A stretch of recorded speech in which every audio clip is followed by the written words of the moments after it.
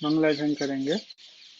नमो अरिहंताणं, नमो सिद्धाणं, नमो आयर्याणं, नमो उवध्यायाणं, नमो लोय सव्यसाहुणम्। मोक्षमार्गस्य नेतारं, भेत्तारं कर्मभूभृतां, ज्ञातारं विश्वतत्त्वानां, वन्दे तद्गुणलब्धये, वन्दे तद्गुणलब्धये। त्रैकाल्यं द्रव्यषट्कं, नवपदसहितं जीवषट्कायलेश्यः, पञ्चान्यचास्तिकाया, व्रतसमितिगतिज्ञानचारित्रभेदाः, इत्येतन्मोक्षमूलं त्रिभुवनमहितेः प्रोक्तमर्हद्भिरीशेः। प्रत्येति सद्घाति स्पृशति च मतिमान् यः स वै शुद्धदृष्टिः। सिद्धे जयप्रसिद्धे सौविहाराहणाफलं पत्ते, वन्दिता अर्हन्ते मोक्षम् आराहणाकंसो। ऊर्ध्वमूर्ध्वम् निर्वहणं साहनं चणे क्षणं दंसनाचरितं तवाणुमाराहणा घड़िया। देखिए जो आवाज आ रही है 5-10 मिनट और आएगी, 5 मिनट तब तक हम पाठ कर ही रहे हैं। तो ये जो बैकग्राउंड से थोड़ी आवाज आ रही है ना चिड़िया की, उनके घर जाने का टाइम है। तो थोड़ी देर और आएगी, फिर ये अपने आप ही खत्म हो जाएगी। ज्यादा डिस्टरबेंस हो रहा है क्या इस आवाज से? नहीं। चलिए, थोड़ी देर और आएगी, 5-10 मिनट, इससे ज्यादा नहीं रहेगी। बस तब तक हम एक तीसरे अध्याय का पाठ करेंगे और वो ठीक हो जाएगा फिर। चलिए, हम तीसरे अध्याय का पाठ करते हैं।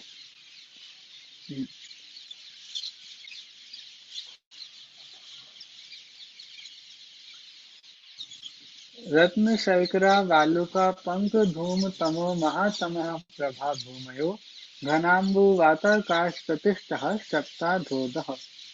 तासु त्रिंशत् पंचविंशति पंचदश दश त्रिपंचोनेक नरक्षत्सहस्राणि पंच चैव यथाक्रमम्। नारका नित्या शुभतैलेश्य परिणाम देह वेदना विक्रियाः, परस्परोदीरित दुःखाः, संक्लिष्टासुरोदीरित दुःखाश्च प्राक् चतुर्थ्यः। तेष्वेक त्रिसप्तदश सप्तदश द्वाविंशति त्रयस्त्रिंशत् सागरोपमा सत्त्वानां परा स्थितिः। जम्बूद्वीप लवणोदादयः शुभनामानो द्वीपसमुद्राः, द्वैर्द्वैर्विस्कम्भः पूर्वपूर्वपरिक्षेपेणो बल्याकृत्याः। तन्मध्ये मेरुनाभिर्वृत्तो योजनशतसहस्रविष्कम्भो जम्बूद्वीपः। भरत हेमवत् हरि विदेह रम्यक हैरणवतैरावत वर्षः क्षेत्राणि। तद्विभाजिनः पूर्वापरायता हिमवन् महाहिमवन् निषद नील रुक्मी शिखरिणो वर्षधर पर्वतः। हेमार्जुन तपनीय वैडूर्य रजत हेममयः, मणि विचित्र पार्श्वा उपरि मूले च तुल्य विस्तारः। पद्म महापद्म तिगिंछ केसरी महापुंडरीक पुंडरीका हृदास्तेषामुपरि। प्रथमो योजन सहस्रायामस्तदर्धविष्कम्भो हृदः। 10 योजनावगाहः, तन्मध्ये योजनं पुष्करम्। तद् द्विगुणा हृदः पुष्कराणि च। तन्निवासिन्यो दिव्यः श्रीह्रीघ्रति कीर्ति बुद्धि लक्ष्म्यः पल्युपनिष्ठितः स सामान्य पारिषत्रः।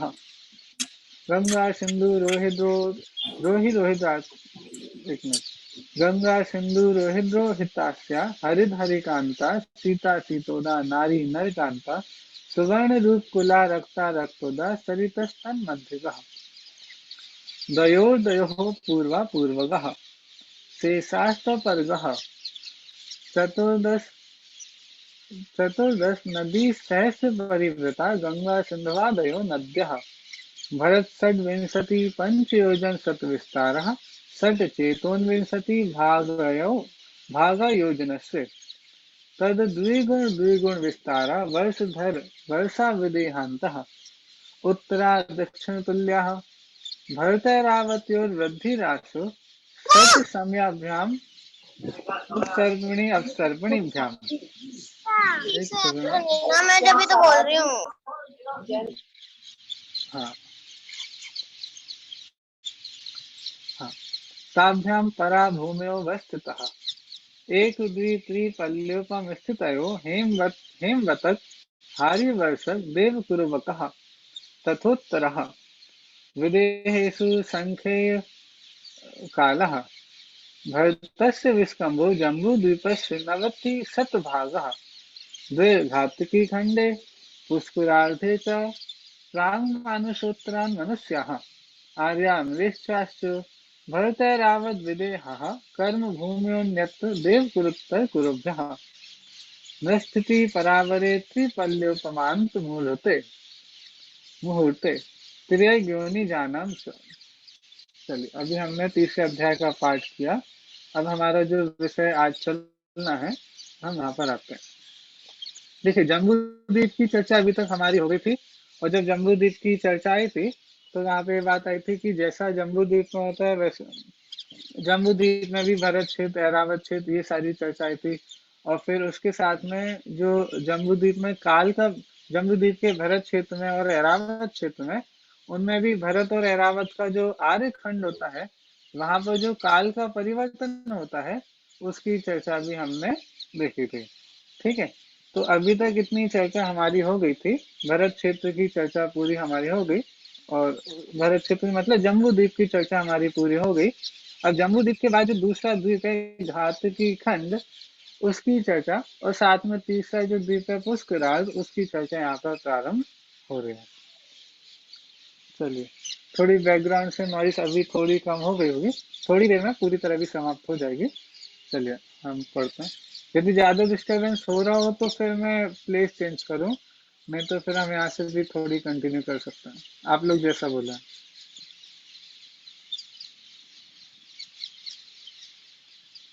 जरूरत है क्या जगह चेंज करने की या आवाज आपको मेरी क्लियर आ रही है? क्लियर आ रही है। चलिए ठीक है तो फिर हम कंटिन्यू करते हैं। देखिए घातकी खंड की चर्चा अब हमारी प्रारंभ हो रही है। देखिए जम्बूद्वीप की चर्चा होने के उपरांत अब दूसरे द्वीप घातकी खंड और तीसरे द्वीप पुष्करार्ध की चर्चा करते हैं। देखो मैं आपको एक बार चार्ट दिखा देता हूँ तो आपको समझ में आ जाएगा कि हम लोग कहाँ की चर्चा कर रहे हैं और वो एक बार हमारे माइंड में भी बना रहेगा। देखिए ये हमारा जो बीच में है ना बिल्कुल सेंटर में पूरा सुमेरु पर्वत और सुमेरु पर्वत के चारों तरफ जो आपको दिख रहा है ये विदेह क्षेत्र हो गया, ये हमारा भरत क्षेत्र हो गया, ये रावत क्षेत्र हो गया। इस जम्बू द्वीप की चर्चा हमारी पूरी हो चुकी है। ठीक है अब हमारी घात की खंड की चर्चा चल रही है। मतलब ये जो सेकंड नंबर का जो द्वीप है ना जम्बू द्वीप के बाद ये लवण समुद्र आ गया था और लवण समुद्र के बाद अब हमारी ये चर्चा चल रही है घात की खंड की। उसके बाद कालोदधी समुद्र है, उसके बाद पुष्करवर द्वीप है जिसमें भी आधे की बात हम करेंगे तो इसीलिए आधे की बात करेंगे इसीलिए वो पुष्करार्ध कहलाता है। ठीक है जरूरत पड़ने पर हम यहाँ पर भी वापस आएंगे। अभी हम वापस जहाँ से हमारी चर्चा होनी है तत्वात्मनी प्रदीप के माध्यम से हमारी चल रही है चर्चा तो वहां पर वापस आते हैं। ठीक है जरूरत पड़ने पे हम उस चार्ट पे भी आते रहेंगे। चलिए देखिए सूत्र नंबर 33 34 35 से चर्चा चालू हो रही है। द्विर घातकी खंडे पुष्करार्धे च और प्रांग मानुषोत्तरान मनुष्य।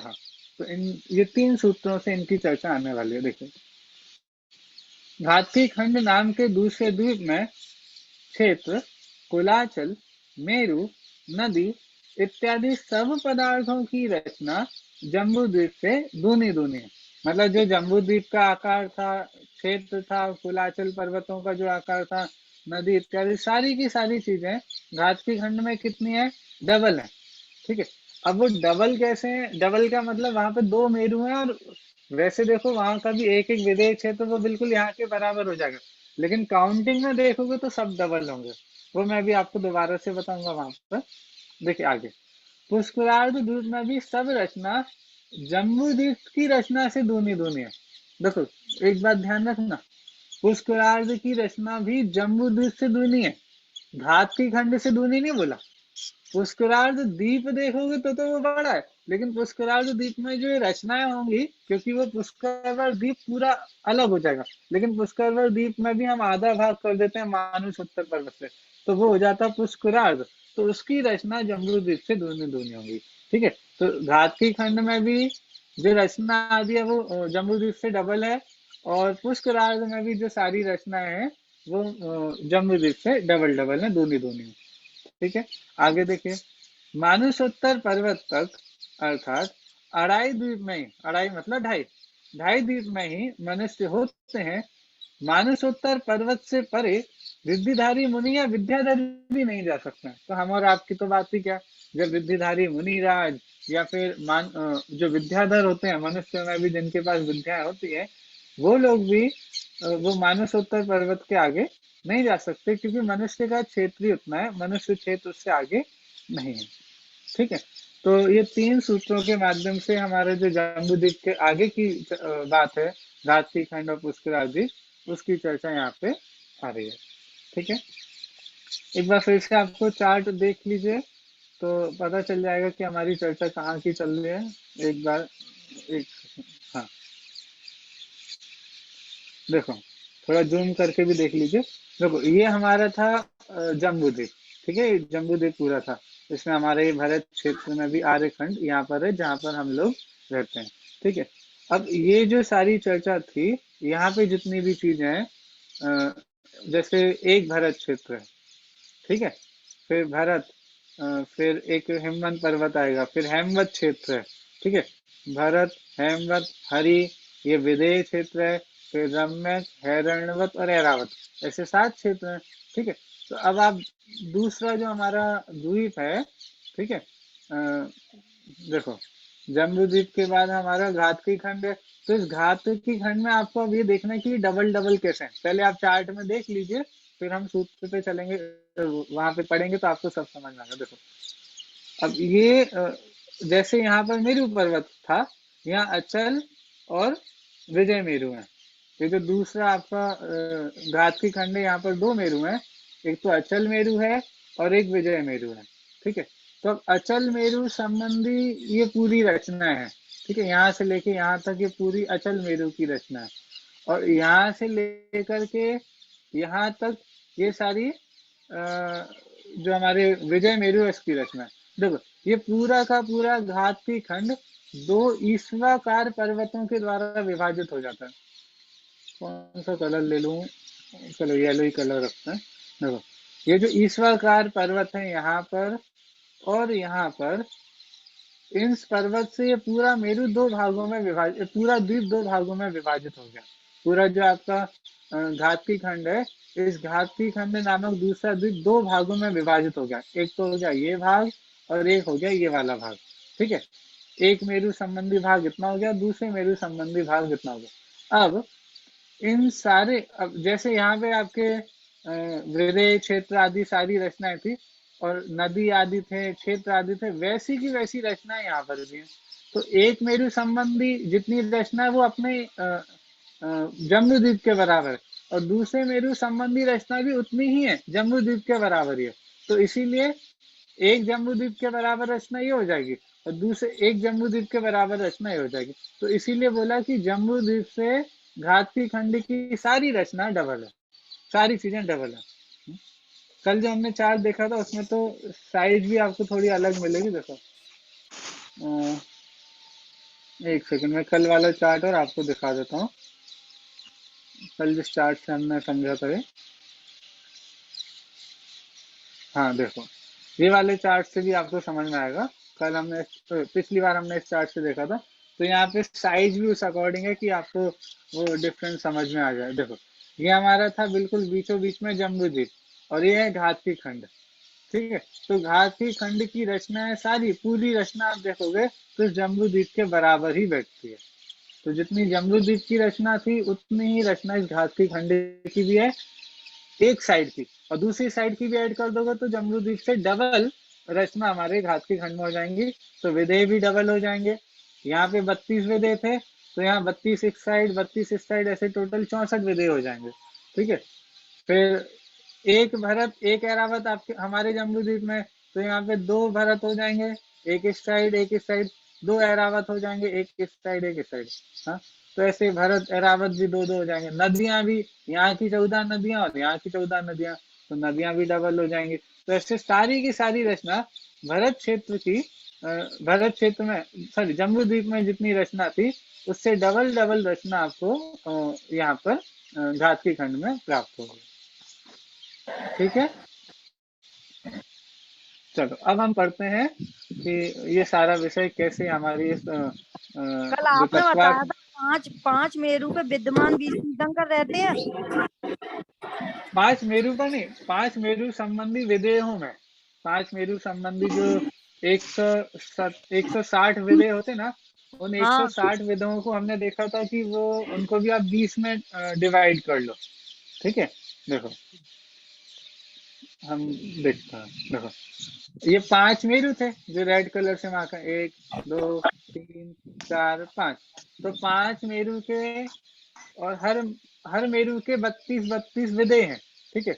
उन 32 विधेयों में हमने देखा था कि एक एक विधेय को, एक एक विधेय क्षेत्र में 32, सॉरी, एक एक मेरू के 32 विधेय हैं, वो भी 8 8 के लॉट में। चलो इस वाले चार्ट से देखते हैं आप। देखो यहाँ गिनती भी दी हुई है, नाम भी दिए हुए हैं, सब दिए हैं। मैं जूम करके आपको बताता हूँ। देखो आप भी थोड़ी अपनी स्क्रीन में जूम कर लेना तो आपको और अच्छे से देखेगा। देखो ये हमारा मेरू पर्वत है, सुमेरु पर्वत है। ठीक है।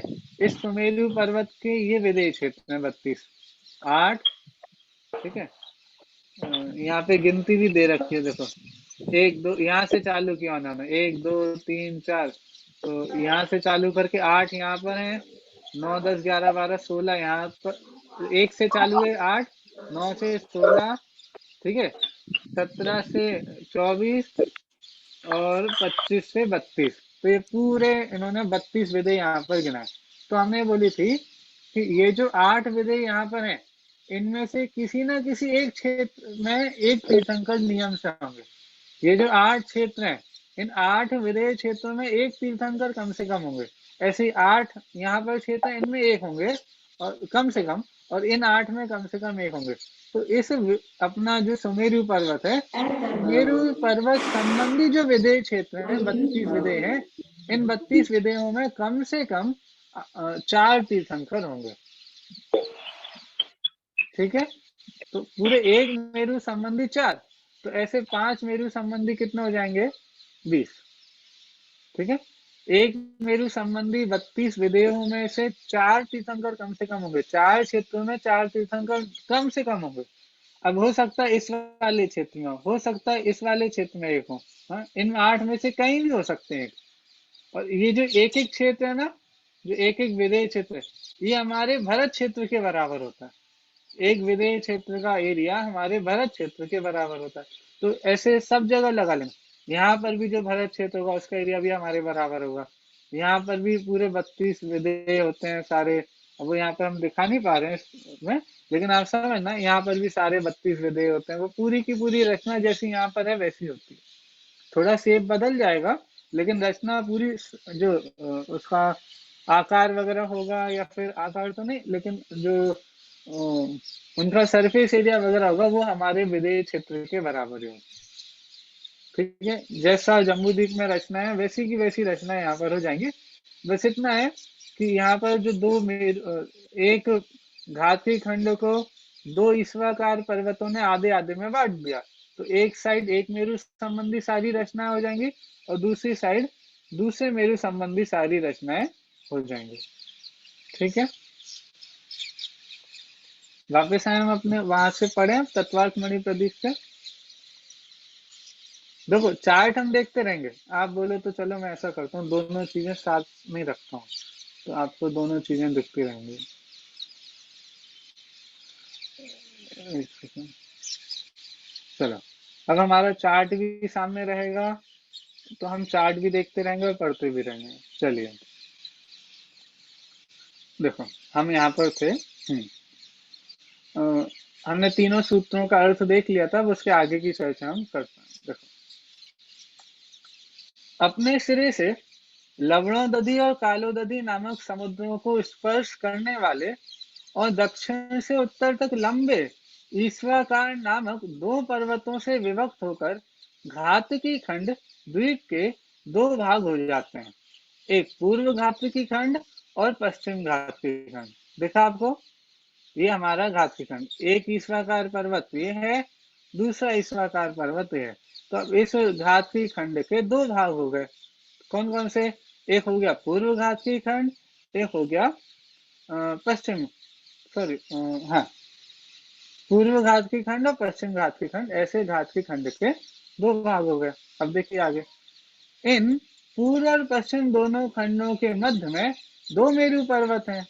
इन दोनों के दोनों ओर भरत आदि क्षेत्र और हिमवन आदि पर्वत हैं। इस प्रकार दो भरत, दो हिमवन इत्यादि रूप से जम्बू द्वीप से घातकी खंड द्वीप में दूनी संख्या जाननी चाहिए। अब ये जो मेरु हो गया, इस मेरु संबंधी भी भरत आदि क्षेत्र और इस मेरु संबंधी भी भरत आदि क्षेत्र, तो सारी की सारी रचनाएं डबल हो जाएंगे। ठीक है, चलिए आगे बढ़ते हैं। जम्बू द्वीप में हिमवन आदि पर्वतों का जो विस्तार है, घातकी खंड द्वीप में हिमवन आदि पर्वतों का उससे दूना विस्तार है। जम्बू द्वीप में जहाँ जम्बू वृक्ष स्थित है, घातकी खंड में घातकी वृक्ष स्थित है, और उसी से उनका नाम भी पड़ा। जम्बू द्वीप का नाम जम्बू द्वीप क्यों पड़ा? क्योंकि यहाँ जम्बू नाम का एक वृक्ष है, घातकी खंड में घातकी नाम का एक वृक्ष है। ठीक है, इसको घेरे हुए कालोदधि समुद्र है, जिसका विस्तार 8 लाख योजन है। कालोदधि को घेरे हुए पुष्कर द्वीप है, जिसका विस्तार 16 लाख योजन है। अब ये पुष्कर द्वीप पूरा होगा, लेकिन हमारे जो द्वीप है वो तो मानसोत्तर पर्वत से, इस चार्ट में उसे मानसोत्तर पर्वत से थोड़ा डिवाइड कर दिया, तो आधा द्वीप हमको यहाँ पर दिख रहा है। ठीक है, चलिए आगे बढ़ते हैं। जिस प्रकार घातकी खंड में हिमवन आदि का विस्तार कहा है, उसी प्रकार पुष्करार्ध में हिमवन आदि का विस्तार दूना मतला है। नाम वे ही है, दो ईश्वाकार। देखो यहाँ पे भी दो ईश्वाकार पर्वत होंगे। देखो पुष्कर द्वीप में भी, पुष्करार्ध द्वीप में भी एक ये ईश्वाकार और एक नीचे की साइड ईश्वाकार, तो इसने भी इस पूरे द्वीप को दो भागों में विभाजित कर दिया। ठीक है, दो ईश्वाकार और दो मेरु है यहाँ पे। ठीक है, एक मेरु यहाँ पर हो गया मंदर मेरु और विद्युन्माली। ठीक है, मंदर और विद्युन्माली, हाँ, इस साइड है मंदर, इस साइड है विद्युन्माली। तो इस तरह दो मेरु इस पर्वत, इस द्वीप में भी है। ठीक है, हाँ, उसी प्रकार पुष्करार्ध में हिमवन आदि का विस्तार दूना मतला है। नाम वे ही है, दो ईश्वाकार और दो मेरु पर्वत पहले के समान जानना चाहिए। जहाँ पर जम्बू द्वीप में जम्बू वृक्ष है, वहाँ पुष्कर द्वीप में पुष्कर वृक्ष है, इसलिए इस द्वीप का नाम पुष्कर द्वीप, यह नाम रूढ़ हुआ है। ठीक है, तो जैसे जम्बू द्वीप में जम्बू वृक्ष, घातकी खंड में घातकी वृक्ष, ऐसे ही यहाँ पे पुष्करार्ध द्वीप में पुष्कर वृक्ष है, और उनके कारण से इन द्वीपों का नाम वो रखेगा। ठीक है, ढाई द्वीप और इनके मध्य में आने वाले दो समुद्र, यह मनुष्य लोक है। ढाई द्वीप और इनके मध्य में आने वाले दो समुद्र, एक द्वीप ए, एक द्वीप ए और आधा ये वाला द्वीप, जम्बू द्वीप पूरा, घातकी खंड द्वीप पूरा, और पुष्कर द्वीप आधा, तो उसको बोलते हैं पुष्कर। तो द्वीप कितने हो गए? ढाई, एक जम्बू द्वीप, दूसरा घातकी खंड और ये वाला आधा, तो ढाई द्वीप। और इसमें आने वाले दो समुद्र, ठीक है, लवण समुद्र और कालोदधि समुद्र, तो दो समुद्र और ढाई द्वीप, ये पूरा कहलाता है हमारा कितना? मनुष्य लोक, इसको कहते हैं मनुष्य लोक। ठीक है, ढाई द्वीप और इनके मध्य में आने वाले दो समुद्र, यह मनुष्य लोक है। मनुष्य इसी क्षेत्र में पाए जाते हैं। मानुषोत्तर पर्वत मनुष्य लोक की सीमा पर स्थित होने से इसका मानुषोत्तर यह नाम सार्थक है। ये मानसोत्तर पर्वत है, इसके आगे मनुष्य नहीं जा सकते, इसीलिए इसका नाम भी मानसोत्तर पर्वत बिल्कुल सार्थक है। आगे देखिए,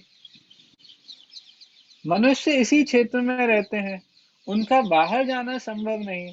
इसका यह अभिप्राय है कि गर्भ में आने के बाद मरण पर्यंत औदारिक शरीर या आहारक शरीर के साथ वे इस क्षेत्र से बाहर नहीं जा सकते। ठीक है, मनुष्य क्षेत्र में, मनुष्य क्षेत्र मतलब 2.5 द्वीप में। अब औदारिक देह को लेकर के कोई मनुष्यों का तो औदारिक देह ही होता है। अब औदारिक देह के साथ में मनुष्य जीव इस क्षेत्र के बाहर से नहीं जा सकते।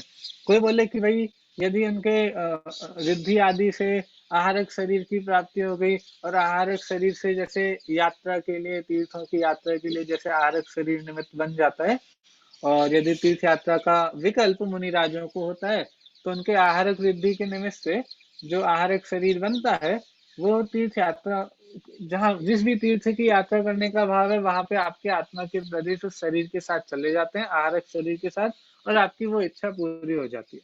तो ऐसे नंदीश्वर द्वीप आदि के दर्शन करने की इच्छा यदि किन्हीं मुनिराज को हुई तो क्या उनका आहारक शरीर नंदीश्वर द्वीप के दर्शन करने के लिए उनके साथ जा सकता है क्या? मतलब जा सकता है क्या आहारक शरीर? तो नहीं जा सकता। ना ही औदारिक शरीर, ना ही आहारक शरीर, मनुष्य से रिलेटेड जो भी चीज है वो 2.5 द्वीप के बाहर नहीं जाएगी। ठीक है, मनुष्य 2.5 द्वीप के बाहर नहीं जा सकते, ना ही औदारिक शरीर से, ना ही आहारक शरीर से। ठीक है, भैया जी, आगे देखते हैं। हाँ जी, जो ये पुष्कराल द्वीप हाँ है तो इसका तो पूरा ले रखा है, पूर्व क्षेत्र भी और पश्चिम क्षेत्र भी, तो फिर ये नहीं क्यों बोलते हैं इसका आधा हिस्सा ले रखा है? मतलब आधा हिस्सा किस हिसाब से बोलते हैं? देखो मैं आपको बताता हूँ, एक मिनट। दूसरा कोई चार्ट बताना पड़ेगा, एक मिनट।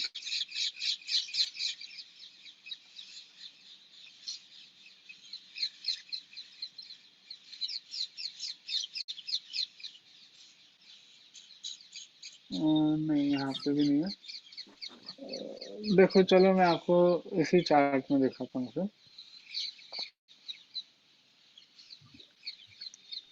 एक मिनट में एक बार थोड़ा आगे और देख लें, यदि एक आध और चार्ट हो उसके माध्यम से भी बता पाऊँ। नहीं है, चलिए मैं आपको ड्रॉ करके बताने की कोशिश करूंगा, लेकिन यहाँ पे अच्छे से सर्किल वगैरह बनेंगे नहीं। फिर भी मैं आपको बताना चाहता हूँ, देखो। हाँ, देखो ये हमारा जम्बूद्वीप। ठीक है, जम्बू आपको दिख रहा है ना, या फिर मैं अलग एरिया यहाँ पे बनाता हूँ, रुकिए। देखो ये हमारा जम्बू द्वीप। अब ये सर्किल सर्किल जैसे नहीं लगे तो मुझे माफ करना। ठीक है, ये हमारा है जम्बू द्वीप। जम्बू द्वीप से डबल इसको घेरे हुए है कौन सा समुद्र? लवण समुद्र। अब ये डबल भी नहीं लग रहा है लेकिन फिर भी समझ लेना डबल है। ठीक है, जम्बू द्वीप से डबल था लवण समुद्र। ठीक है, लवण समुद्र को घेरे हुए था घात की खंड। ठीक है, सब गोल गोल है, ये गोले मेरे ऐसे कर्सर से ऐसे ही बन रहा है। ठीक है, फिर इस एक सेकंड ये हटा दूं ऊपर से, जगह बना देता। हाँ देखो, ठीक है, जम्बूद्वीप, लवण समुद्र, लवण समुद्र के बाद में हमारा घात की खंड। ठीक है, डबल डबल पे। तो इसके बाद लवण समुद्र के बाद कौन सा था? घात की खंड के बाद है कालोदधी समुद्र। ठीक है, ये इससे डबल था। ठीक है, मेरे सर्कल स्क्वायर बनते जा रहे हैं लेकिन कोई बात नहीं। ठीक है, और इसके बाद था आपका पुष्कर, पुष्कर द्वीप। ठीक है, तो ये जो पुष्कर द्वीप है ये आपके कैसे बन रहा है? ठीक है, ये आपका था पुष्कर द्वीप। ठीक है, ये हमने बना दिया पुष्कर द्वीप। अब इस पुष्कर द्वीप के बीचों बीच में, कलर चेंज कर लेते हैं देखो, इस पुष्कर द्वीप के बीचों बीच में एक पुष्करवर एक मानुषोत्तर पर्वत है। ठीक है, ये पूरा पुष्करवर द्वीप था, पुष्कर द्वीप था। इस पुष्कर द्वीप के बीचों बीच से एक मानुषोत्तर पर्वत निकलता है। ठीक है, और उस मानुषोत्तर पर्वत ने इस द्वीप को आधे में विभाजित कर दिया, 2 पार्ट में विभाजित कर दिया। ठीक है, अब ये जो आपका द्वीप है ये 2 पार्ट में विभाजित हो गया। तो ये जो आधा पार्ट है अंदर की साइड वाला, ये वाला, ये वाला जो अंदर साइड वाला पार्ट है। ठीक है, तो ये अंदर साइड वाला पार्ट हमारा कहलाता है पुष्करार्ध द्वीप। क्यों पुष्करार्ध? क्यों? क्योंकि आपने क्या किया, इसमें आपने पूरे पुष्कर पुष्कर द्वीप को आधे में विभाजित कर दिया। तो ये जो आधा बचा है इसको हम पुष्करार्ध बोलेंगे, पूरा नहीं ना। पुष्कर का आधा तो पुष्करार्ध। तो ये हमारा जो पार्ट है ये कहलाएगा पुष्करार्ध। ठीक है, ये पुष्करार्ध हो गया। ये मानस उत्तर पर्वत के इस साइड वाला पुष्करार्ध है और बाकी दूसरी साइड का है। ठीक है, तो ठीक है हमारे 2.5 द्वीप हो गए, एक द्वीप, दूसरा द्वीप और एक तीसरा द्वीप। तीसरा कितना है? आधा। तो 1, 2 और 2.5, और समुद्र हो गए 2, एक ये समुद्र हो गया और एक ये समुद्र हो गया।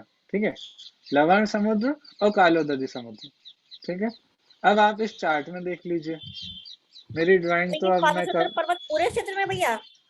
हाँ, मानस उत्तर पर्वत में इस पूरे क्षेत्र को 2 भागों में डिवाइड कर दो। देखो, ये जो आपको मानस उत्तर पर्वत यहाँ पर दिख रहा है ना इस चार्ट में, ये इस हाँ जी। समझिए आप, ये पूरा आपका यहाँ से चालू हुआ, यहाँ तक था आपका पूरा द्वीप। ठीक है, यहाँ से चालू हो करके यहाँ तक द्वीप था। ठीक है, तो ये बीच में मानस उत्तर पर्वत आ गया। ये पूरा पूरे द्वीप में, पूरे साइकिल में था ना, तो पूरे द्वीप के बीचों बीच में मानस उत्तर पर्वत आ गया। तो अब बाकी तो हमें दिखा नहीं, क्योंकि हमें अकेले 2.5 द्वीप दिखाना था। तो यहाँ पर भी आपका आधा द्वीप है, पुष्कर द्वीप का आधा पार्ट यहाँ पर है और आधा पार्ट ये रहा पूरा। ठीक है, ठीक है। ठीक है भैया जी, ठीक है भैया। चलिए, अब मैंने सोच लिया मैं आगे से ड्राइंग नहीं करूंगा आपकी क्लास में, मेरी ड्राइंग बड़ी खराब है। चलिए हम भैया समझ करते तो आ गया, बहुत कोई बात अच्छे नहीं। समझ में आया, ठीक है, ड्राइंग समझ में बहुत अच्छे से आया। हाँ, चलिए आगे बढ़ते हैं। अ, हम कहाँ पर थे? हाँ, हमें ये भी समझ में आ गया कि इस मनुष्य क्षेत्र का, इस क्षेत्र का नाम मनुष्य क्षेत्र, वो मानस उत्तर पर्वत का नाम भी बिल्कुल अच्छा है। क्यों? क्योंकि उसके उत्तर उत्तर में ही मनुष्य रहते हैं, उसके दूसरे साइड मनुष्य का जाना ही संभव नहीं है। ठीक है, तो उसका मानसोत्तर नाम भी मानसोत्तर पर्वत नाम भी सार्थक है। ठीक है, और हमने ये वाली बात भी देख ली, ना तो औदारिक शरीर से ना ही आहारक शरीर से उस क्षेत्र के बाहर जाया जा सकता है, रिद्धि से भी नहीं जा सकते। हाँ, एक केस में जा सकते हैं। कौन से केस में? देखो, जब केवली भगवान को केवली समुद्घात होता है ना, तो उनके आत्मा के प्रदेश तीनों लोकों में फैल जाते हैं। आपको पता है, जब केवली समुद्घात होता है, और केवली समुद्घात कब होता है? जब आयु कर्म की स्थिति तो थोड़ी रहती है और बाकी अघात्य कर्मों की स्थिति ज्यादा रह जाती है, तो बराबर करने के लिए ऐसा होता है कि आत्मा के प्रदेश तीनों लोकों में फैल जाते हैं। लेकिन उसमें भी ये वाली बात है कि आत्मा के प्रदेश फैलते हैं, हाँ?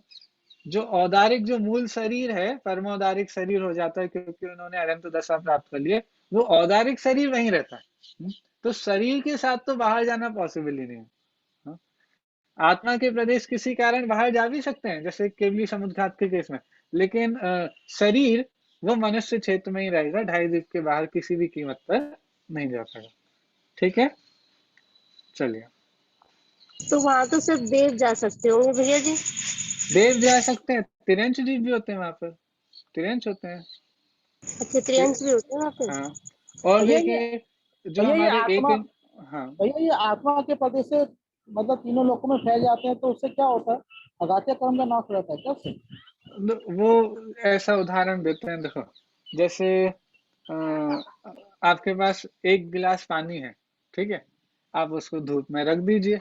उदाहरण ये, उदाहरण के तौर पे एक देश घटित होगा, लेकिन समझना, एक गिलास पानी है, आप गिलास को धूप में रख दीजिए, तो बताओ वो गिलास का पानी सूखने में कितना टाइम लगेगा? मतलब ओडे उसका वाटर वेपर बनने में कितना टाइम लगेगा?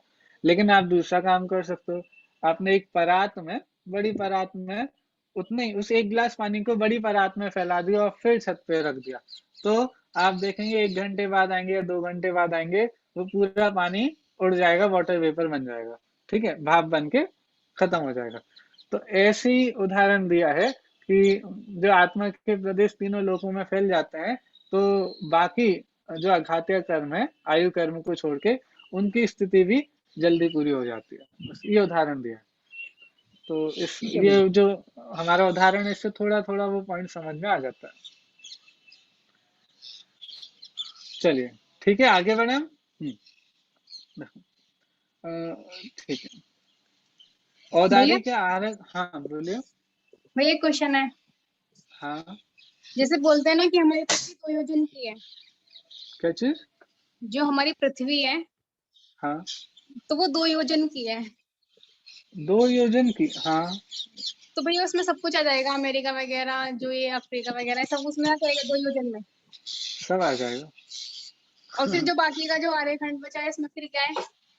इसमें भी है, बहुत कुछ है। इसके लिए तो कोई वो हमारे संजीव जी गोधा जी का लेक्चर है इन पे। देखो मुझे मिलेगा उनके, ये मनुष्य लोग के भी और ये अपने आर्यखंड वगैरह के काफी लेक्चर्स हैं। मून पे लैंडिंग हुई नहीं हुई और भी इन सारे टॉपिक्स पे भी उनके अच्छे लेक्चर हैं। तो मुझे मिलेंगे तो वो मैं आपको भेजूंगा। उन्होंने बड़े अच्छे तर्क आदि के माध्यम से ये बात सिद्ध की है। अभी थोड़े टाइम पहले जब इंडिया का एक मिशन फेल हुआ था ना, मून लैंडिंग वाला फेल हुआ था, हाँ, मून पे लैंडिंग वाला, हम कोई अपना यान मून पे सेंड कर रहे थे, चंद्रयान जो मिशन था, ठीक है। तब ये बहुत बात आई थी कि अमेरिका ने 1967 के अराउंड उन्होंने अपना एक मिशन कंप्लीट किया था मून पे भेजने का, ठीक है। और तब नील आर्मस्ट्रॉन्ग ने वहां पर मून पे कदम भी रखा था, ठीक है। कब? 1967 की बात है। और उसके बाद से आज तक मून पे कोई चीज भी नहीं भेज पाए। समझ में आ रहा है आपको? तब तो उन्होंने एक आदमी को मून पे उतार भी दिया और अभी हम मून पे कोई हमारा कोई यान भी नहीं भेज पा रहे। अब समझने योग्य बात है कि उनकी यदि 50 साल बाद भी हम मून पे कोई चीज भेज भी नहीं पा रहे, तो उस समय मून पे कोई व्यक्ति पहुंच गया, ये इस बात में कितना दम रह जाता है, ठीक है। ऐसे और भी बहुत सारे तर्क हैं, ये पूरी थ्योरी भी चलती है, इसके बहुत सारे क्या बोलते हैं, फॉलोअर भी हैं बहुत सारे। हाँ, फ्लैट अर्थ थ्योरी को मानने वाले भी बहुत सारे लोग हैं इनका। एक तो ये अलग ही पूरी थ्योरी चलती है। आप इंटरनेट पे भी सर्च करेंगे फ्लैट अर्थ सोसाइटी के नाम से, या फिर मून लैंडिंग सही में हुई भी है, या फिर ये सब कोल्ड वॉर के टाइम पे ये सारी चीज हुई थी। आप थोड़ा इंटरनेट पे भी इन सारी चीजों की जानकारी प्राप्त कर सकते ठीक है। हैं। चलिए हम अभी आगे बढ़ते हैं। हाँ देखो, समूह, हाँ ठीक है। औदारिक और आहारिक शरीर के साथ वे इस क्षेत्र के बाहर नहीं जा सकते। समूहन मनुष्य तो औदारिक शरीर के आश्रय से होते हैं, इसलिए उनका मनुष्य लोक के बाहर जाना संभव नहीं है। तो जो औदारिक शरीर वाले और आहारिक शरीर वाले हैं वो तो इस क्षेत्र के बाहर नहीं जा सकते। तो फिर आप बोलो भैया जो समूहन मनुष्य होते हैं वो तो जा सकते हैं, तो गर्भ वाले भी नहीं जा सकते हैं और समूहन वाले भी नहीं जा सकते। क्यों नहीं जा सकते? क्योंकि समूहन वाले जो मनुष्य हैं वो भी इस औदारिक शरीर के आश्रय से ही तो रहते हैं। तो जब औदारिक ही नहीं जा सकता तो औदारिक के आश्रय से रहने वाले समूहन मनुष्य कैसे जा सकते हैं? तो उनका भी जाना संभव नहीं है। पर इसका अर्थ यह नहीं है कि किसी भी अवस्था में मनुष्य इस क्षेत्र के बाहर नहीं पाए जाते। हाँ? ऐसी 3 अवस्थाएं हैं जिनके होने पर मनुष्य इस क्षेत्र के भी बाहर पाए जाते हैं। मतलब जो हमारा मनुष्य क्षेत्र है उससे बाहर भी जीव जा सकता है। कब? 3 अवस्था में। एक की बात हमने अभी कर ली थी, 2 की बात यहाँ पे और बताते हैं। पहला पॉइंट, जो मनुष्य मरकर 2.5 द्वीप के बाहर उत्पन्न होने वाले हैं, वे यदि मरण के पहले मारणांतिक समुद्घात करते हैं तो इसके द्वारा उनका 2.5 द्वीप के बाहर गमन देखा जाता है। आप में से कोई समुद्घात की परिभाषा बताएगा? समुद्घात की बिल्कुल सिंपल सी परिभाषा है। यह समुद्घात का क्या अर्थ होता है? वो शरीर के सारे प्रदेश उनके बाहर फैलते हैं। 4 प्रकार का होता है समुद्रघात, नहीं 7 प्रकार का। हाँ 7 प्रकार का होता है, चलो सही है। लेकिन सारे के सारे प्रदेश शरीर को छोड़ देते हैं या थोड़े छोड़ते हैं? भैया इसको समुद्घात कहते हैं कि मूल शरीर को ना छोड़कर आत्मा के कुछ प्रदेशों का शरीर से बाहर निकलना बहुत समुद्घात बढ़िया, कहलाता बिल्कुल सही परिभाषा है। मूल शरीर को छोड़े बिना, इसका अर्थ ही हो गया कि मूल शरीर में भी आत्मा के प्रदेश रहते हैं। अब मूल शरीर को छोड़े बिना कुछ प्रदेशों का बाहर निकलना, और वो प्रदेश भी कैसे निकलते हैं कि आत्मा से उनकी लिंक बनी रहती है, ठीक है। आत्मा से लिंक नहीं टूटेगी, तो वो आत्मा से जुड़े भी रहेंगे। मतलब मूल शरीर में जो आत्मा के प्रदेश हैं उनसे वो जुड़े रहेंगे, ठीक है। और वो जुड़े रह करके उनके कुछ प्रदेश बाहर निकलेंगे और उसको ही हम समुद्घात कहते हैं। अब वो यहाँ मारणांत, हाँ मारणांतिक समुद्रघात होता है जैसे मरण के कुछ समय पहले वो आत्मा के प्रदेश में स्थान देखने जाते हैं, फिर उसी शरीर में प्रवेश कर हाँ। जाते हैं। नहीं, सारे के सारे समुद्घात में आत्मा के प्रदेश बाहर ही निकलते हैं, सारे नहीं के सारे सारे नहीं, समुद्घात। कुछ। नहीं, सारे में निकलते हैं, मैं आपको बता रहा हूँ ना। समुद्घात का अर्थ ही होता है कि जब आत्मा के प्रदेश मूल शरीर से बाहर निकलते हैं, ठीक है। अब अलग अलग समुद्घात में अलग अलग कारण से निकलते हैं। मरणांतिक समुद्घात में क्यों निकलते हैं? क्योंकि भाई यदि जीव को मरने से पहले बहुत ये इच्छा हो जाए, बहुत जानने की इच्छा हो जाए कि भैया मेरा अगला जन्म मैं कहाँ जाऊंगा, मैं कहाँ मेरा जन्म होने वाला है, हाँ? तो ऐसी तीव्र इच्छा, हाँ, के साथ हो सकता है, चांसेस हैं, ये भी पक्का नहीं है। यदि आपको तीव्र इच्छा होगी तो आपके आत्मा के प्रदेश बाहर निकल के देख के ही आ जाएंगे कि आपको कहाँ जन्म होना है, ठीक है। लेकिन कभी कभी किन्हीं किन्हीं जीवों के जब मरण से पहले उनकी ऐसी इच्छा बहुत तीव्र हो जाती है कि भाई मेरा जन्म कहाँ होना है, तो उनके आत्मा के प्रदेश बाहर निकल करके उस क्षेत्र का स्पर्श करके आ जाते हैं जहां पर उनका जन्म होना है, ठीक है। अब ये भी हमने कंफर्म किया, हमारे जो कर्णान्य के विशेषज्ञ विद्वान है जो इंदौर में हमारे भैया है ना,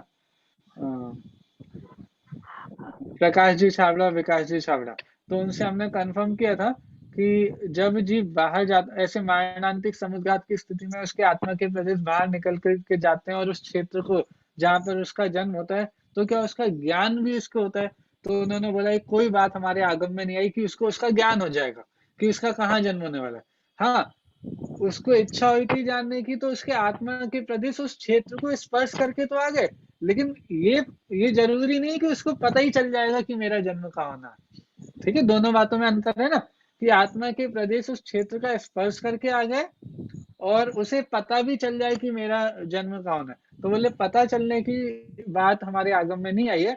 हाँ, ऐसे कारण, ऐसा होने पर हो सकता है उसकी इच्छा अपने आप ही खत्म हो जाए, ठीक है। अन्य भी जो समुद्घात आदि आते हैं, जैसे वेदना समुद्घात, आत्मा के सारे प्रदेश जाते हैं या कुछ ही प्रदेश जाते हैं मरणांतिक कुछ ही जाते हैं, सारे नहीं जाएंगे कभी भी। समुद्घात में सारे प्रदेश कभी भी बाहर नहीं निकलते, ठीक है, कुछ प्रदेश ही निकलता है। हाँ, एक बार जैसे वेदना समुद्र होता है, कौन सा समुद्घात? सारे अलग अलग समुद्घात का अलग अलग कारण है। मरणांतिक समुद्घात का कारण यही है कि उसको मरण के पहले तीव्र इच्छा हुई। वेदना समुद्घात होता है, कषाय समुद्घात होता है। कषाय समुद्घात में, वेदना समुद्घात में भी अलग अलग कारण है। कभी कषाय इतनी तीव्र हो जाती है कि उसकी आत्मा के प्रदेश बाहर निकलते हैं, और उसका भी एक पैरामीटर है कि जितनी आपकी बॉडी का आकार है, ठीक है, उससे तिगुना ही निकलेंगे। मान लो आप 6 फुट के हो, तो आपके आत्मा के प्रदेश 18 फुट से ज्यादा दूर नहीं जाएंगे। आप 6 फुट के, मतलब आपके शरीर के आकार के तिगुने वो आत्मा के प्रदेश बाहर निकल सकते हैं, इससे ज्यादा नहीं, ठीक है। वो सारे में नहीं, मैं वेदना समुद्घात, कषाय समुद्घात की बात कर रहा हूँ, ठीक है। तो अब उसमें भी नियम बताया कि जब कषाय समुद्घात होता है तो तीव्र कषाय होने पर आत्मा के प्रदेश भी, कुछ प्रदेश आत्मा के बाहर निकल जाते हैं, लेकिन उसमें भी ये गारंटी नहीं दी कि जब कषाय समुद्घात होगा तो आपकी कषाय समाप्त हो जाएगी। नहीं, ये कोई जरूरी नहीं है। कषाय समुद्घात होने पे भी जब आत्मा के प्रदेश वापस आत्मा में अपने मूल शरीर में आ जाएंगे, तो कषाय वो समाप्त हो भी सकती है, नहीं भी हो सकती, नियम नहीं। तो ऐसी प्रक्रिया होती है। दीपायन मुनि को कषाय समुद्रघात नहीं, उनको तेजस समुद्घात हुआ। छत्तीस 7 समुद्घात अलग अलग है। तो ये सामान्य मनुष्य को भी हो सकता है ना भैया जी, समुद्घात? हाँ, सामान्य मनुष्य को भी हो सकता है, कोई बड़ी बात नहीं। लेकिन सबके हो कषाय होने पर समुद्घात हो जाए ऐसा नियम नहीं है, लेकिन हो किसी को भी सकता है। और भी इनके बारे में बड़ी डिटेल में चर्चा आपको हमारे आगम ग्रंथों में प्राप्त होगी, तो विशेष जानकारी के लिए हम उनको वहां से उनके बारे में देख सकते हैं, ठीक है। चलिए, हम थोड़ा सा, ये पहला कारण तो हमने पढ़ लिया। 3 अवस्थाएं बता रहे हैं जब मनुष्य क्षेत्र के बाहर भी आत्मा के प्रदेश, जब ये मनुष्य है तब जा सकते हैं, जब ये मनुष्य है तब इसके आत्मा के प्रदेश मनुष्य क्षेत्र के बाहर जा सकते हैं। तो पहला कारण बताया मरणांतिक समुद्घात। क्यों? क्योंकि जब तक मरण नहीं हुआ तब तक तो मनुष्य है, जब तक मरण नहीं हुआ तब तक तो मनुष्य है। और मनुष्य है और उसका अगला जन्म 2.5 द्वीप के बाहर होना है, मान लो स्वर्ग में होना है, मान लो नरक में होना है, या फिर ढाई द्वीप के बाहर किसी क्षेत्र में पशु आदि की गति प्राप्त करनी है तो कहीं भी हो सकता है। तो उस क्षेत्र पे यदि आत्मा के प्रदेश जा रहे हैं तो मनुष्य क्षेत्र के बाहर चले गए। तो उस स्थिति में पहला बताया कि कब मनुष्य क्षेत्र के बाहर ये जीव जा सकता है। ठीक है। दूसरा, ढाई द्वीप के बाहर निवास करने वाले जो जीव मरकर मनुष्यों में उत्पन्न होते हैं उनके मनुष्य आयु और मनुष्य गति नाम कर्म का उदय होने पर भी ढाई द्वीप में प्रवेश करने के पूर्व तक उनका इस क्षेत्र के बाहर अस्तित्व देखा जाता है। ये थोड़ा समझने में थोड़ा सा टाइम लगेगा। देखो मैं बताता हूँ। मान लीजिए ये ढाई द्वीप हमारा था, ठीक है, ये हमारा ढाई द्वीप मनुष्य क्षेत्र है, ठीक है। मान लीजिए, नहीं चलो मैं दूसरे चार्ट से बताता हूँ। चलो चलो आपको ठीक है यहाँ से बता देता हूँ। चलो मैं यहाँ पर आपको एक मनुष्य क्षेत्र बना देता हूँ। मान लीजिए ये हमारा मनुष्य क्षेत्र है। अभी मैंने बहुत बड़ा बना दिया, इससे बहुत छोटा होगा। वैसे यहाँ पर तो है ही नहीं। एक मिनट मैं सही जगह बनाता हूँ। ये रबड़ से भी नहीं उठ रहा, एक सेकंड। हाँ चलो हो गया साहब। देखिए ये हमारा यहाँ पर मनुष्य क्षेत्र, ये आपको 5 मेरू दिख रहे हैं यहाँ पर, ये 5 मेरू, ठीक है। जूम करके देखिए थोड़ा सा, ये हमारे 5 मेरू हैं, ठीक है। ये 5 मेरू जो है यहाँ पर, ये हमारा है मनुष्य क्षेत्र, ठीक है।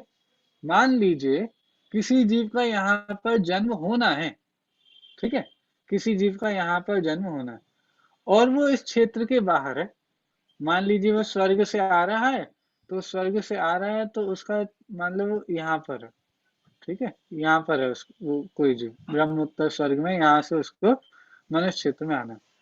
अब जैसे ही उसका यहाँ पे मरण होगा, ठीक है, जैसे ही उस जीव का यहाँ पर मरण होगा, मरण होने के बाद उसका अगली आयु का काल चालू हो गया। मरण हुआ और मनुष्य आयु, देव आयु पूरी हुई और मनुष्य आयु चालू हो गई, लेकिन यहाँ से यहाँ पहुंचने में टाइम लगेगा। कितने समय लग सकते हैं? 1 2 इतने समय, 3 ये 4 समय, मैक्सिमम 4 समय। लेकिन वो 4 समय नहीं लगेंगे। क्यों? 4 समय तो ऐसी स्थिति में लगते हैं जब आप बहुत आड़े पेड़ से जाना हो। 4 समय कब लेंगे? जब मान लो आपको यहाँ पर आना हो और आप यहाँ से आ रहे हो, बिल्कुल ऐसे, बिल्कुल आड़ा टेढ़ा, आपको ज्यादा मोड़े चाहिए हो ना, 3 मोड़े जब करना, तीन समय लगते हैं, चौथे में तो वो पहुंच ही जाता है। हाँ 3 मोड़े लगते हैं, 3 मोड़े। तो जब आपको बहुत आड़ा टेढ़ा जाना हो तब उतने मोड़े लगेंगे।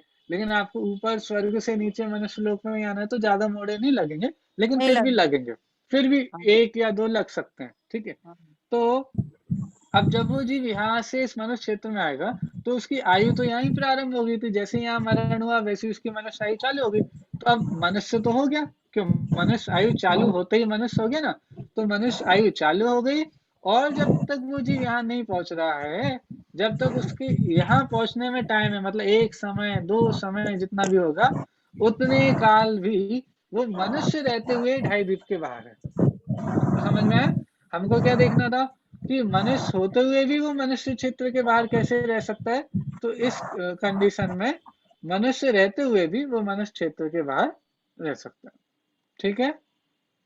उसका जन्म मनुष्य क्षेत्र में होना और जहां से अभी वो जिस गति में है वो मनुष्य लोक के बाहर है, वो ढाई द्वीप के बाहर है। तो जैसे ही वहां से मरण होगा तो मरण होते ही तो मनुष्य आयु चालू हो जाएगी। लेकिन जब तक इस मनुष्य क्षेत्र में नहीं पहुंचा तो उस स्थिति में भी जीव मनुष्य क्षेत्र के बाहर मनुष्य होते हुए भी रहता है। तो ऐसे ठीक है? तो भैया हम सारे नारकियों की और सारे स्वर्ग के देवों की आयु इसी तरह की मान सकते हैं। हाँ 1 समय के लिए, 2 समय के लिए, जब तक वो यहाँ पर आ रहे हैं। हाँ तो फिर तो सभी नारकियों मनुष्य इसी तरह धारण करते हैं। हाँ 1 आध समय के लिए। देखो फिर से पढ़ते हैं, आपको बिल्कुल अब अच्छे से क्लियर होगा। ढाई द्वीप के बाहर निवास करने वाले जो जीव, अब ढाई द्वीप के बाहर कितने सारे जीव हैं? सारे स्वर्ग, सारे नरक, और ढाई द्वीप के बाहर जो असंख्यात द्वीप समुद्र हैं उनमें भी जो जीव होंगे, तो वो सारे के सारे जीव ढाई द्वीप के बाहर वाले जीव हो गए, ठीक है। तो ढाई द्वीप के बाहर निवास करने वाले जो जीव मरकर मनुष्य में उत्पन्न होते हैं। अब क्यों मनुष्य में उत्पन्न होंगे? इसका मतलब ये हो गया ढाई द्वीप में होंगे, ठीक है, मनुष्य क्योंकि इसके बाहर नहीं होते हैं। तो जो जीव मरकर मनुष्य में उत्पन्न होते हैं उनके मनुष्य आयु और मनुष्य गति नाम कर्म का उदय होने पर भी, मतलब जैसे ही वहां से मरण हुआ वैसे ही मनुष्य आयु चालू हो गई, जैसे ही वहां मरण हुआ वैसे ही मनुष्य गति नाम कर्म का उदय चालू हो गया, लेकिन फिर भी ढाई द्वीप में प्रवेश करने के पूर्व तक, जब तक ढाई द्वीप के अंदर नहीं पहुंचे तब तक उनका इस क्षेत्र के बाहर अस्तित्व देखा जाता है। ठीक है, चलिए, तो ये दो देख लिए, एक मारणांतिक समुद्रघात में यदि मरण होकर के वहां जाना है तो, और यदि आपके आत्मा के प्रदेश मारणांतिक समुद्रघात के द्वारा वहां जाते हैं तो पहला केस। दूसरा बताया, आप कहीं कहीं और से इस मनुष्य क्षेत्र में आ रहे हैं तो मरण होने के बाद मनुष्य गति चालू हो गई, मनुष्य आयु चालू हो गई, लेकिन आप अभी तक मनुष्य क्षेत्र में नहीं पहुंचे तो आपका अस्तित्व मनुष्य क्षेत्र के बाहर देखा जा रहा है। ठीक है, और तीसरा केवली समुद्रघात। केवली समुद्रघात के समय उनका मनुष्य लोक के बाहर अस्तित्व देखा जाता है। किनका? केवली भगवान का। कितने समय के लिए?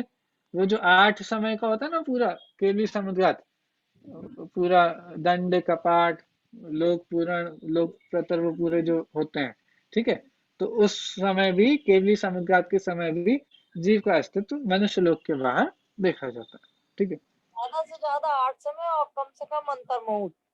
नहीं, केवली समुद्रघात होता ही 8 समय के लिए, इसमें कम ज्यादा का सिस्टम ही नहीं है। केवली समुद्रघात में तो इतना ही है कि 8 समय का होता ही होता है, इससे ना कम इससे ना ज्यादा। ठीक है, चलिए आगे बढ़ते हैं। इन 3 अपवादों को छोड़कर और किसी अवस्था में मनुष्यों का मनुष्य लोक के बाहर अस्तित्व नहीं देखा जाता। चलिए, ठीक है, जब ये ढाई द्वीप का यहाँ पे चित्र होगा, जो बुक होगी ना उसमें ये चित्र पूरा बना होगा। जिनके पास हार्ड कॉपी होगी उसमें यहाँ चित्र होगा, लेकिन हमारी पीडीएफ में यहाँ पर कोई चित्र नहीं है। चलिए हम नीचे का पढ़ते हैं। ढाई द्वीप। ढाई द्वीप में 5 मेरु पर्वत हैं, जिनके नाम सुदर्शन मेरु, विजय मेरु, अचल मेरु, मंदर मेरु और विद्युन्माली मेरु है। जम्बू द्वीप के विदेही क्षेत्र में सुदर्शन नामक मेरु है, इसे सुमेरु पर्वत कहते हैं। पूर्व घात के खंड के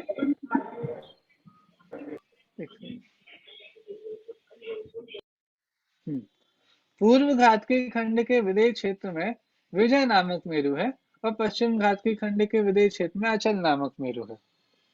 पूर्व पुष्करार्ध के विदेही क्षेत्र में मंदर नामक मेरु है और पश्चिम पुष्करार्ध के विदेही क्षेत्र में विद्युन्माली नामक मेरु है।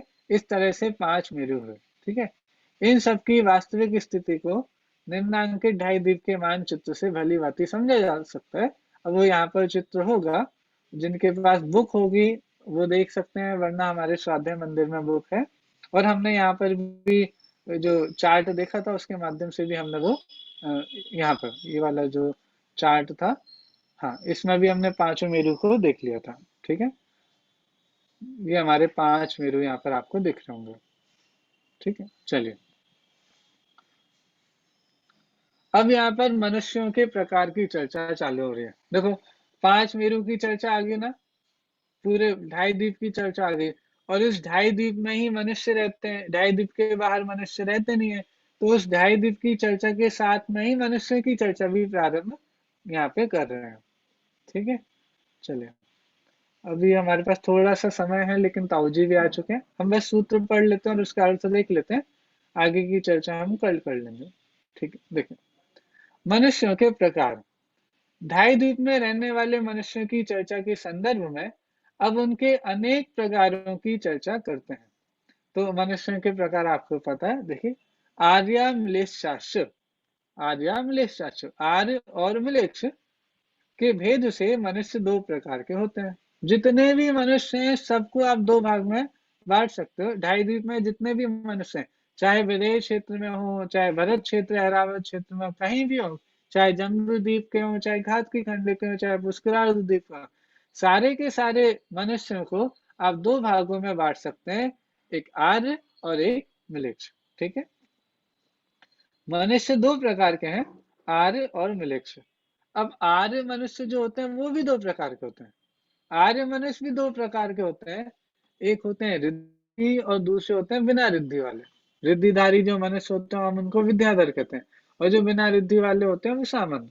ठीक है, चलो और देखें, जो 8 प्रकार की 64 रिद्धियों में से किसी एक या एकाधिक रिद्धि के धारी होते हैं उन्हें रिद्धि प्राप्त आर्य कहते हैं। जिनको कोई रिद्धि प्राप्त नहीं है वे बिना रिद्धि वाले आर्य हैं। अभी 64 रिद्धि में भी जो 8 प्रकार की रिद्धियां होती हैं नीचे बताएंगे भी, ठीक है, थोड़ा उनके बारे में भी चर्चा आएगी। तो 64 रिद्धियों में से जो 8 रिद्धियां होती हैं उससे रिलेटेड ही यहाँ पे रिद्धियां मनुष्य के बताई जा रही हैं। सारी की सारी रिद्धियां तो मनुष्य में सबके नहीं होंगी। जो रिद्धिधारी मुनिराज होते हैं उन्हीं को, उसमें भी गणधर परमात्मा को ही, उसमें भी 64 तो किसी के नहीं होंगी। क्यों? क्योंकि उनमें एक केवल ज्ञान रिद्धि है।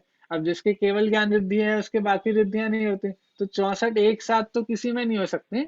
लेकिन ये कहा जाता है कि गणधर परमात्मा के एक केवल ज्ञान रिद्धि को छोड़ करके बाकी सारी की सारी 63 रिद्धियां गणधर परमात्मा को पाई जाते हैं। तो उसकी चर्चा भी हमारे अरुण पंडित जी हैं अलवर वाले, उन्होंने 64 रिद्धियों पे पूरी एक बहुत बड़ी पुस्तक लिखी है। तो रिद्धियों के बारे में पूरी जानकारी यदि आपको चाहिए धवला आदि ग्रंथों के बेसिस पर और बहुत अच्छे से रिसर्च करके उन्होंने 64 रिद्धियों पर पूरी एक पुस्तक लिखी है, बहुत अच्छी है। और यदि आपको विशेष जानकारी चाहिए रिद्धियों की तो आपको वो जरूर पढ़नी चाहिए। ठीक है, देखें, जिनको कोई रिद्धि प्राप्त नहीं है वे बिना रिद्धि वाले आर्य हैं। अब बिना रिद्धि वाले आर्य 5 प्रकार के होते हैं।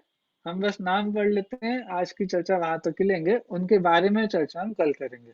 बिना रिद्धि वाले आर्य 5 प्रकार के होते हैं। क्षेत्र आर्य, जाति आर्य, कर्म आर्य, चारित्र आर्य और दर्शन आर्य। अब ये कौन कौन होते हैं, किन किन को कैसा बोला जाता है, इसकी चर्चा हम कल करेंगे। अभी हमारा समय भी हो गया, चलिए ठीक है। जिनवाणी स्तुति करते हैं। जावाणी के ज्ञान ते सूझे लोकालोक, सुवाणी मस्तक नमो सदा देत हूँ ढोक। नमो रिंताणम नमो सिद्धाणम नमो आर्याणम नमो उज्जायणम नमो लसवनम। बोलिए अंतर्मुखी ज्ञान सर्जन भगवंतों की जय हो। दासंगमयी जिनवाणी माता की जय हो। समस्त वितरागी संतों की जय हो। अहिंसा में जैन धर्म की जय हो। सभी को सादर जय जिनेन्द्र। जय जिनेन्द्र ताऊ जी। जय हिंद सुलभ जी, जय हिंद। जय हिंद।